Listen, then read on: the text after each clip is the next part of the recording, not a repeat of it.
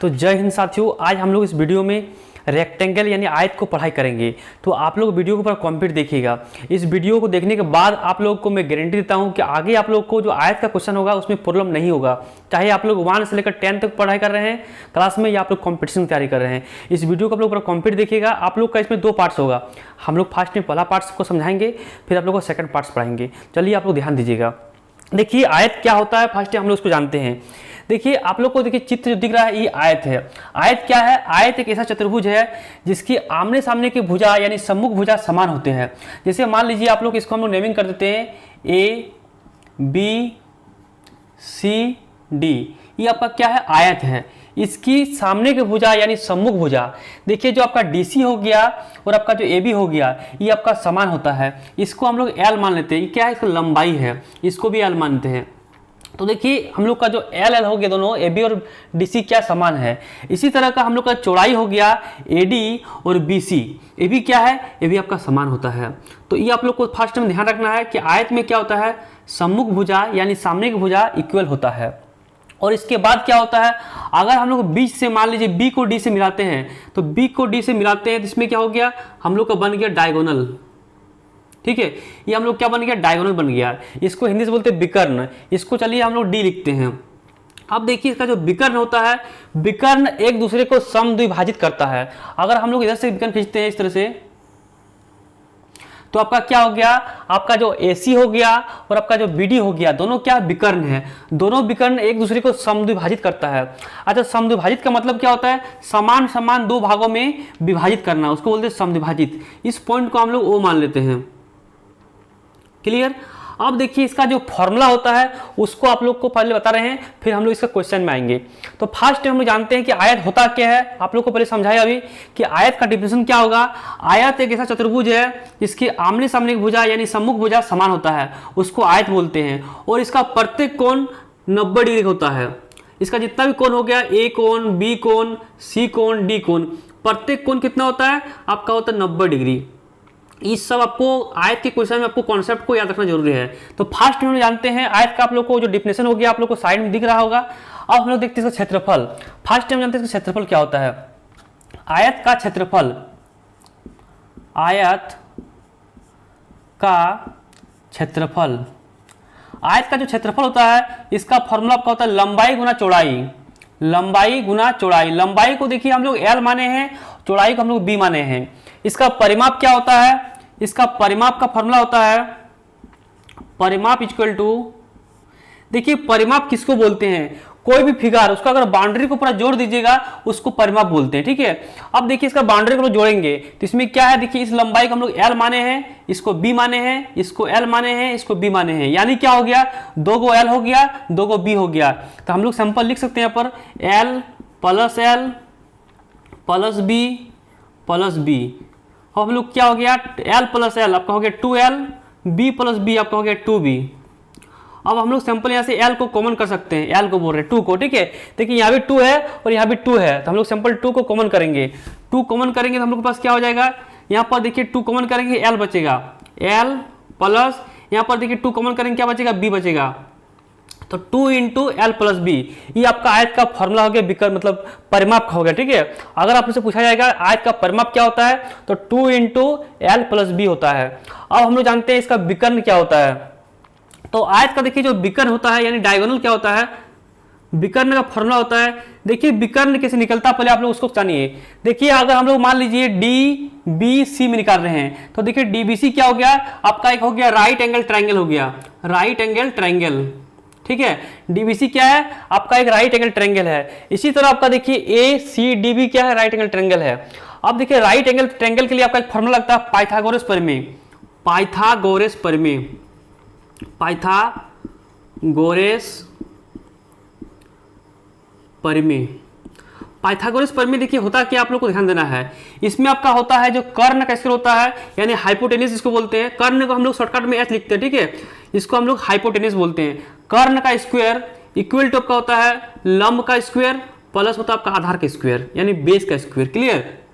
तो अगर हम लोग यहाँ से H जो है इसका स्क्वायर हटाएंगे, इधर आपका देखिए रूट आ जाएगा, root under L square plus B square.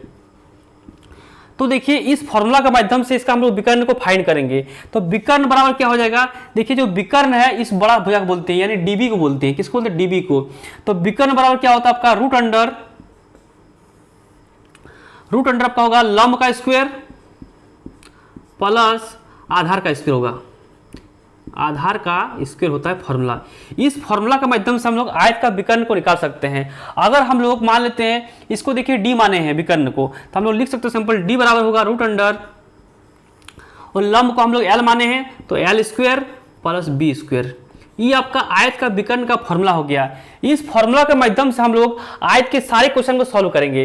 तो आप लोग क्या कीजिएगा, इस फॉर्मूला को पहले नोट कर लीजिए। इसके बाद हम लोग इसका जो क्वेश्चन है क्वेश्चन में आएंगे और आप लोग को बारी बारी से क्वेश्चन आपको सॉल्व कराएंगे। और देखिए इसमें आपको ध्यान देना है, देखिए आपको यहाँ पर साइड में लिख देते हैं एक बार कि आपका जो ए बी है वो सी डी के समान है। हम लोग पहले पढ़ चुके हैं, फिर भी आप लोग को लिख दे रहे एक बार। ए बी क्या है आपका सी डी के समान होता है, और आपका इसी तरह से क्या होता है ए डी जो होता है वो आपका बी सी के समान होता है। A D equal to BC होता है। ये सब आपको नोट कर लेना, ठीक है। तो आप लोग नोट कर लिए होंगे। अब हम लोग इसका क्वेश्चन में आ रहे हैं, आप लोग को ध्यान देना है। हम लोग का फर्स्ट क्वेश्चन क्या है कि एक आयतकार खेत है, ठीक है। बोल रहा है कि आयतकार खेत के लंबाई चौड़ाई क्रमशः 40 मीटर और 30 मीटर है, इस क्षेत्र का क्षेत्रफल निकाले। तो हम लोग फर्स्ट देखिए आयत बनाए ABCD। इसका देखिए दो साइड आपका दिया गया है, लंबाई दिया गया 40 मीटर और चौड़ाई दिया गया 30 मीटर। इसका क्षेत्रफल निकालना है। तो हम लोग सिंपल यहाँ लिखेंगे आयतकार खेत का क्षेत्रफल, या आप लोग लिख सकते हैं आयत का क्षेत्रफल। आयतकार खेत का क्षेत्रफल, देखिए आयत का क्षेत्र है, खेत है यानी आयत का क्षेत्रफल। आयत का क्षेत्रफल क्या होता है आप लोग कभी पढ़ा है, लंबाई गुना चौड़ाई होता है, जो आप लोग नोट कर लिए हैं, ठीक है। लंबाई कितना है, देखिए लंबाई आपका दिया गया 40 मीटर, तो हम लोग लिखेंगे 40 मीटर इंटू चौड़ाई कितना है 30 मीटर है, इंटू 30 लिख देंगे। अब इसको गुना करना है, 40 गुना 30 कितना होगा आपका, होगा 40 या आपका हो जाएगा 1200, ठीक है। मीटर है तो मीटर इंटू मीटर क्या होगा, मीटर स्क्वायर। आप लोग किसी का भी क्षेत्रफल निकालेगा उसका आंसर क्या होगा, अगर मीटर है तब का होगा मीटर स्क्वायर, सेंटीमीटर रहेगा तब का होगा सेंटीमीटर स्क्वायर, ठीक है। इसका आंसर क्या आ गया 1200 मीटर स्क्वायर। देखिए हम लोग को सेकंड क्वेश्चन में क्या बोल रहा है आप लोग को ध्यान देना है, जिसकी लंबाई दिया गया 40 मीटर और चौड़ाई दिया गया 30 मीटर, तो इसका परिमाप निकालिए। तो चलिए इसका परिमाप निकालते हैं। परिमाप, देखिए आप लोग को परिमाप निकालने अभी सिखाया हम लोग कि परिमाप निकालते समय अगर आप लोग को फॉर्मूला याद नहीं रहेगा तो आप लोग सिंपल उसका जो बाउंड्री है उस लंबाई को जोड़ दीजिएगा तो भी आपका परिमाप निकल जाएगा, ठीक है। यानी इसका फॉर्मूला क्या होता है 2 इंटू लंबाई प्लस चौड़ाई। और अगर आप लोग को फॉर्मूला याद नहीं रहते हैं तो आप लोग इसका बाउंड्री को सिंपल जोड़ भी सकते हैं। तो 2 इंटू लंबाई प्लस चौड़ाई, लंबाई कितना है देखिए 40 मीटर है, तो 40 प्लस चौड़ाई कितना है, चौड़ाई देखिए 30 मीटर है, 30 हो जाएगा। अब कितना होगा 2 इंटू 40 प्लस 30 कितना होगा 70 हो जाएगा। 70 को आप लोग 2 से गुना कीजिएगा, 70 दूने 140, तो 140 मीटर इसका क्या हो जाएगा चौड़ाई हो गया, आपका परिमाप हो गया। तो देखिए आसानी से हम लोग क्या किए, इसका क्षेत्रफल भी निकाल लिए और इसका हम लोग परिमाप भी निकाल लिए। अगर आप लोग कुछ क्वेश्चन में बोलता है कि इसका विकर्ण निकालिए, विकर्ण क्या हो गया यानी हो गया BD या AC। तो हम लोग देखिए इसका विकर्ण कैसे निकालेंगे, इसका फॉर्मूला होता है विकर्ण का, विकर्ण equal to root under L square plus B square. L क्या है इसकी लंबाई है, B क्या है इसकी चौड़ाई है। अब देखिए लंबाई आपका दिया हुआ था, लंबाई कितना था 40 था, तो हम लोग सिंपल लिखेंगे 40 का स्क्वायर प्लस 30 का स्क्वायर, तो कितना हो जाएगा 40 का स्क्वायर आपका होता है 1600 और 30 का स्क्वायर कितना होता है 900 होता है, 1600 प्लस 900 प्लस 900 आपका हो जाएगा 1600 प्लस 900 कितना होगा 2500 हो जाएगा, ठीक है। 2500 रूट अंडर 2500 आ जाएगा। अब देखिए 2500 को आप लोग तोड़ेंगे कैसे, इसको आप लोग सिंपल तोड़ सकते हैं, रूट अंडर 50 इंटू 50, 50 को 50 से गुना कीजिएगा आपका होगा 2500, और रूट के अंडर में कोई भी नंबर अगर 2 बार आता है 1 बार निकलता है, तो इसका आंसर आएगा 50 मीटर। तो देखिए साधारण हम लोग क्या कर सके, हम लोग फर्स्ट में इसका परिमाप निकाले, फिर हम लोग इसका विकर्ण निकालने सीख गए और इसका क्षेत्रफल भी हम लोग निकालने सीख गए। अब चलिए इसका नेक्स्ट क्वेश्चन में आते हैं कि नेक्स्ट क्वेश्चन, इसी आयत का परिमाप 56 मीटर है, 56 सेंटीमीटर है, ठीक है, और इसका लंबाई दिया गया 15 सेंटीमीटर, इसका क्षेत्रफल निकालिए। देखिए इसका परिमाप दिया गया हम लोग को, परिमाप इक्वल टू दिया गया है 56 मीटर, 56 मीटर दिया गया है।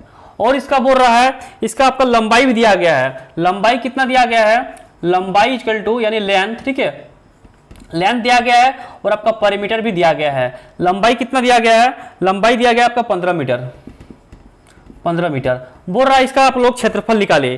तो देखिए क्षेत्रफल हम लोग कैसे निकालेंगे आप लोग को ध्यान देना है। हम लोग फर्स्ट में किए आयत का परिमाप, देखिए परिमाप इक्वल टू क्या होता है, परिमाप इक्वल टू क्या होता है 2 इंटू लंबाई प्लस चौड़ाई। अब देखिए आपका परिमाप दिया गया है, परिमाप कितना 56 मीटर दिया गया है, तो लिखेंगे सिंपल 56 इक्वल टू 2 इंटू लंबाई प्लस चौड़ाई। लंबाई कितना है, लंबाई देखिए आपका दिया गया 15 और चौड़ाई दिया है, चौड़ाई नहीं दिया है, तो हम लोग उसको ऐसे लिख देंगे। अब सिंपल हम लोग देखिए क्या करेंगे, 56 इक्वल टू 2 को इससे मल्टीपल करेंगे, 2 इंटू 15 कितना होगा आपका 30 हो जाएगा। 2 इंटू बी, फर्स्ट में 15 से गुणा किए तो 30 हो गया, फिर 2 को करेंगे इस बी से, 2 इंटू बी कितना होगा 2b। अब हम लोग सिंपल क्या करेंगे, 56 को और 30 को एक साइड कर लेंगे, 30 को प्लस था इधर ले आएंगे, क्या होगा माइनस, बराबर हो गया 2b। अब हम लोग को सिंपल क्या होगा 56 माइनस 30 से अगर 56 को हटाइएगा तब क्या होगा 26 बराबर हो गया 2b। तो हम लोग सिंपल यहाँ से b का वैल्यू निकाल सकते हैं, b इक्वल टू 26/2। इसको काटिएगा आपका आ गया 13, तो 13 मीटर आपका क्या आ गया, आपका क्या 13 मीटर चौड़ाई आ गया। देखिए फर्स्ट में हम लोग इसका लंबाई दिया हुआ था हम लोग का और परिमाप दिया हुआ था, हम लोग यहाँ से क्या किए इसका चौड़ाई निकाल लिए। अब देखिए लंबाई भी आ गया, चौड़ाई भी आ गया, हम लोग यहाँ से इसका क्षेत्रफल निकाल सकते हैं। तो क्षेत्रफल इक्वल टू क्या होगा, इसीलिए क्षेत्रफल बराबर लंबाई गुना चौड़ाई।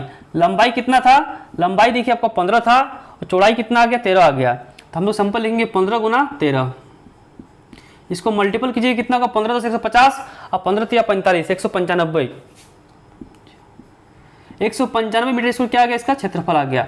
तो आप लोग साधारण इस तरह से अगर आप लोग का परिमाप और लंबाई या परिमाप या चौड़ाई दिया रहे तो आप लोग सिंपल यहाँ से क्षेत्रफल निकाल सकते हैं। और इसका नेक्स्ट वीडियो में हम लोग नेक्स्ट पार्ट में आयत का जो भी क्वेश्चन रहेगा आप लोग का कॉन्सेप्ट सॉल्व करूंगा। चलिए आज हम लोग वीडियो को यहीं पर रखते हैं। अगर आप लोग को वीडियो अच्छा लगा वीडियो को लाइक कीजिएगा और चैनल पर पहली बार आए हैं चैनल को सब्सक्राइब कर लीजिए।